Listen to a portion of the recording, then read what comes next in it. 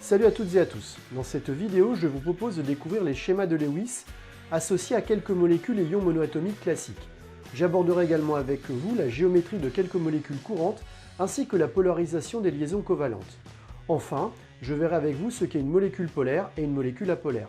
Vous êtes prêts? Alors, c'est parti! Dans la classification périodique des éléments simplifiés, les principales familles d'éléments chimiques sont les alcalins dans la première colonne, les alcalino-terreux dans la deuxième colonne, les halogènes dans l'avant-dernière colonne, et enfin les gaz nobles dans la dernière colonne. On remarque que les atomes des gaz nobles possèdent une structure électronique externe de leur couche de valence, en duée ou en octet. Les gaz nobles sont inertes chimiquement. Leur grande stabilité est due à la saturation de leur couche électronique externe, à 2 électrons, appelés duées, ou 8 électrons, appelés octets. Les autres atomes vont former des ions ou des molécules afin d'acquérir la structure électronique externe saturée en duée ou en octet du gaz noble le plus proche d'eux dans la classification périodique des éléments. Le schéma de Lewis est une écriture symbolique permettant de représenter la couche électronique externe d'un atome, c'est-à-dire les électrons de valence susceptibles de participer ou non à des liaisons covalentes. Les électrons qui ne participent pas à des liaisons covalentes sont appelés doublés non liants. Ils sont représentés par des tirets disposés autour du symbole de l'élément chimique, ici représenté en rouge à l'écran. La formule d'un ion monoatomique peut être déduite du fait qu'un atome va perdre ou gagner un ou plusieurs électrons de valence afin d'acquérir la structure électronique externe en duée ou en octet du gaz noble le plus proche de lui dans la classification périodique des éléments. On remarque que les atomes des éléments de la première colonne vont perdre un électron pour former des cations, une fois chargés positivement du type X+, par exemple Li+, et Na+. Les atomes des éléments de la deuxième colonne vont perdre quant à eux 2 électrons pour former des cations 2 fois chargés positivement du type X2+, par exemple Be2+, et Mg2+. Les atomes des éléments de l'antépénultième colonne vont gagner 2 électrons pour donner des anions 2 fois chargés négativement du type X2-, par exemple O2- et S2-. Enfin, les atomes des éléments de l'avant-dernière colonne vont gagner 1 électron pour donner des anions une fois chargés négativement du type X-, par exemple F- et Cl-. Dans une molécule, les atomes sont liés entre eux par des liaisons covalentes qui résultent de la mise en commun d'électrons célibataires. Leur couche électronique externe est alors saturée à 2 électrons, duées, ou 8 électrons, octets, et leur stabilité est plus grande que lorsqu'ils sont isolés. Considérons une molécule formée d'un atome d'hydrogène H et d'un atome de fluor F. L'atome d'hydrogène possède un électron sur sa couche externe et l'atome de fluor 7. Après avoir formé le maximum de doublés sur la couche externe de chacun des atomes, les électrons célibataires de chaque atome s'associent entre eux afin de former une liaison chimique ou doublé liant appelée liaison covalente. Les doublés non liants ne participent pas quant à eux aux liaisons chimiques, mais sont représentés autour du symbole de l'élément chimique afin de former la représentation de Lewis de la molécule. Le schéma de Lewis permet de représenter la structure électronique externe, c'est-à-dire les électrons de valence, des atomes d'une molécule. Ainsi, au sein de la molécule HF, l'atome d'hydrogène H possède un doublé liant et 1 fois 2, c'est-à-dire 2 électrons externes sous la forme d'un dué, alors que l'atome de fluor possède 3 doublés non liants et un doublé liant, ce qui fait un total de 4 fois 2, 8 électrons externes, afin de respecter la règle de l'octet. Comment établir le schéma de Lewis d'une molécule?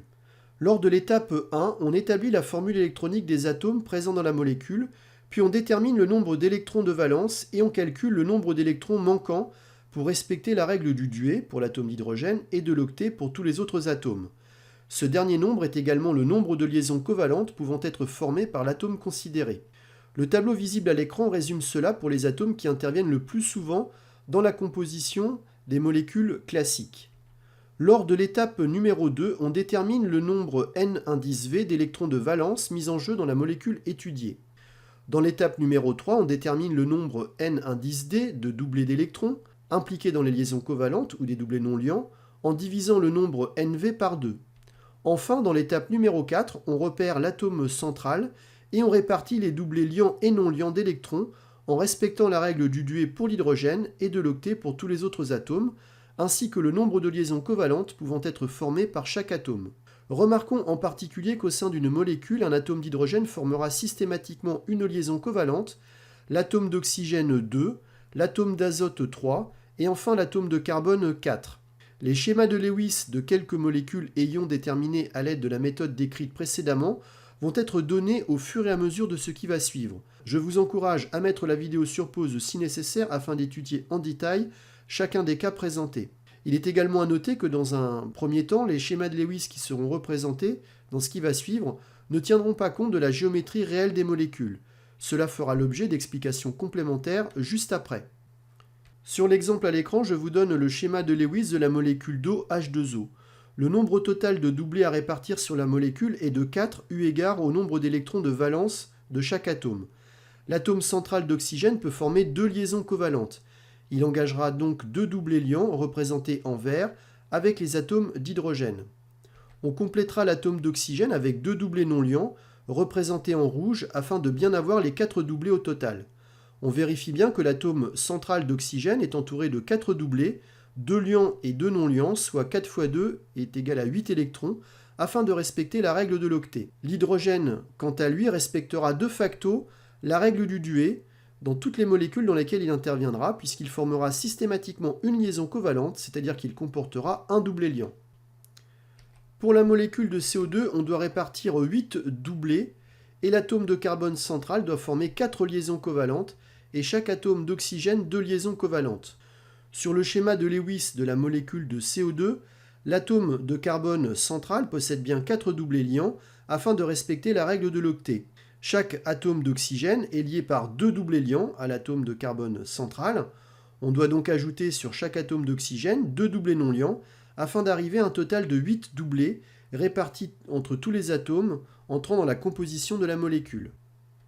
Pour la molécule de NH3, on doit répartir 4 doublés. Sur le schéma de Lewis de la molécule d'ammoniac NH3, l'atome d'azote central possède 3 doublés liants et 1 doublé non liant afin de respecter là encore la règle de l'octet. Pour la molécule N2, on doit répartir 4 doublés.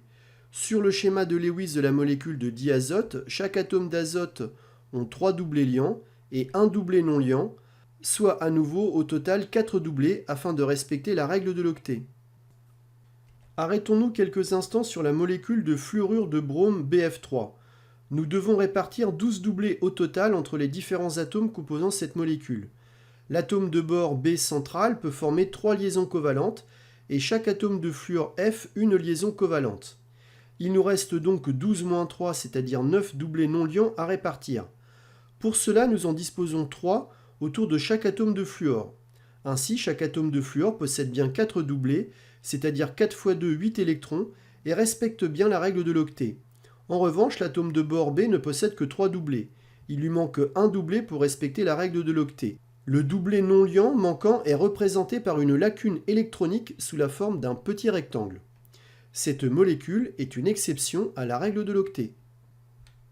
Intéressons-nous maintenant au schéma de Lewis de quelques ions polyatomiques. Il nous faut pour cela introduire la notion de charge formelle. La charge formelle C1,10F d'un atome X dans un ion polyatomique ou une molécule a l'expression donnée à l'écran. Étudions de plus près le schéma de Lewis de l'ion ammonium NH4+. Lors du calcul du nombre total d'électrons de valence, il faut bien penser à retrancher un électron à la cause de la charge positive portée par cet ion polyatomique. En effet, un ion chargé une fois positivement possède un déficit électronique de 1 électron. Nous devons donc répartir 4 doublés. L'atome d'azote étant central et entouré de 4 atomes d'hydrogène pouvant former chacun une liaison covalente, la seule possibilité est de disposer 4 doublés liants autour de l'atome d'azote. L'atome d'azote respecte bien la règle de l'octet. Il faut ensuite calculer la charge formelle de chacun des atomes engagés dans la molécule. La charge positive de l'ion polyatomique NH4+, est donc portée par l'atome central d'azote N. Appliquons la même démarche afin de déterminer le schéma de Lewis de l'ion oxonium H3O+. Le nombre total d'électrons de valence est 8, en ayant pris soin de retrancher un électron à cause de la charge une fois positive de cet ion polyatomique. En divisant par 2, on obtient le nombre total de doublés à répartir, c'est-à-dire 4. L'atome d'oxygène étant central et 3 atomes d'hydrogène étant présents autour de lui, on positionne 3 doublés liants et 1 doublé non liant autour de ce premier. On remarque que la charge formelle de l'hydrogène est nulle et que celle de l'oxygène vaut plus 1. L'atome d'oxygène respecte la règle de l'octet et porte une charge positive. Traitons un dernier exemple sur l'ion hydroxyde HO-. Le nombre total d'électrons de valence est 8 en ayant pris soin cette fois-ci d'ajouter un électron à cause de la charge une fois négative de cet ion polyatomique. En divisant par 2, on obtient le nombre total de doublés à répartir, c'est-à-dire 4. On a donc un doublé liant entre O et H et 3 doublés non liants sur O. On remarque que la charge formelle de l'hydrogène est nulle et que celle de l'oxygène vaut cette fois-ci moins 1. L'atome d'oxygène respecte la règle de l'octet et porte une charge négative. De nombreuses molécules sont constituées d'un atome central lié aux autres atomes par des liaisons covalentes. Les doublés liants et non liants de l'atome central se repoussent alors mutuellement à cause des répulsions électrostatiques. Un doublé est en effet composé de 2 électrons et est donc chargé négativement. La géométrie de la molécule correspond à la disposition spatiale qui éloigne au maximum les doublés mutuellement 2 à 2 afin de minimiser les répulsions électrostatiques et donc l'énergie de la molécule. Ainsi, si un atome central grand A est entouré de petites n liaisons covalentes et de petits m doublés non liants, il est noté sous la forme grand A, grand X indice petit n et grand E indice petit m. La disposition spatiale des liaisons covalentes dépend alors du nombre total de doublés, petit n plus m, qui entourent l'atome central et qui donc du coup se repoussent. Je vous donne à l'écran quelques exemples de géométrie courante rencontrées au niveau des molécules classiques étudiées au lycée. Les molécules de type AX2, telles que CO2, sont linéaires. Celles de type AX3, telles que le méthanal, sont planes triangulaires. Les molécules de type AX4, telles le méthane, sont tétraédriques. Celles de type AX3E1, telles que l'ammoniac, sont pyramidales. Enfin, les molécules de type AX2E2, telles que l'eau, sont coudées et planes. Dans les 3 derniers cas, les doublés liants et non liants qui entourent l'atome central pointent vers les sommets d'un tétraèdre. Remarquons pour finir que les doublés non liants sont plus répulsifs que les liaisons covalentes, ce qui engendre un resserrement des liaisons, c'est-à-dire la diminution de l'angle alpha, en allant de CH4 à H2O. Dans le prolongement de ce qui a été dit précédemment, je vous donne à l'écran quelques modèles moléculaires permettant d'avoir une représentation de la géométrie de quelques molécules classiques. L'électronégativité notée Ki d'un atome est une grandeur sans unité rendant compte de sa capacité à attirer plus ou moins fortement à lui les électrons engagés dans la liaison covalente le liant à un autre atome. À l'exception des gaz nobles inertes chimiquement dans la classification périodique des éléments, l'électronégativité croît du bas vers le haut et de la gauche vers la droite. L'atome le plus électronégatif est donc le fluor F.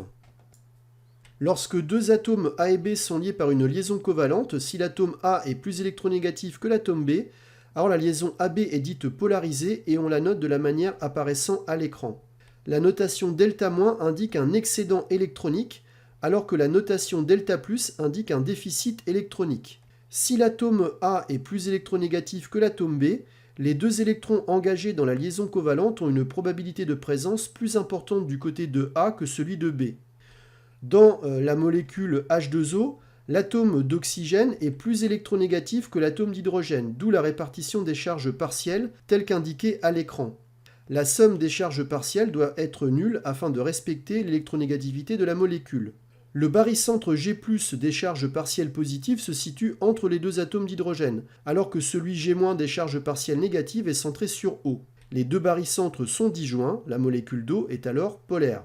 Dans la molécule de dioxyde de carbone CO2, l'atome d'oxygène est plus électronégatif que celui de carbone, d'où la répartition des charges partielles telle qu'indiquée à l'écran. En outre, les charges partielles doivent respecter l'électroneutralité de la molécule. On remarque cette fois-ci que le barycentre G+ des charges partielles positives coïncide avec celui G- des charges partielles négatives. La molécule de dioxyde de carbone est apolaire. La molécule d'eau polaire dissout facilement les solides ioniques ainsi que les molécules polaires. Ses propriétés de solvatation sont liées à son caractère polaire. Au niveau macroscopique, la polarité de la molécule d'eau peut être observée en approchant une règle électrisée d'un filet d'eau. Ce dernier est dévié. Pour une molécule apolaire, ce phénomène ne serait pas observé. Voilà, j'espère que vous en savez désormais un peu plus sur le schéma de Lewis des molécules et des ions polyatomiques, ainsi que sur la polarisation des liaisons covalentes. Je vous donne rendez-vous très vite pour de nouvelles aventures. À bientôt, au revoir.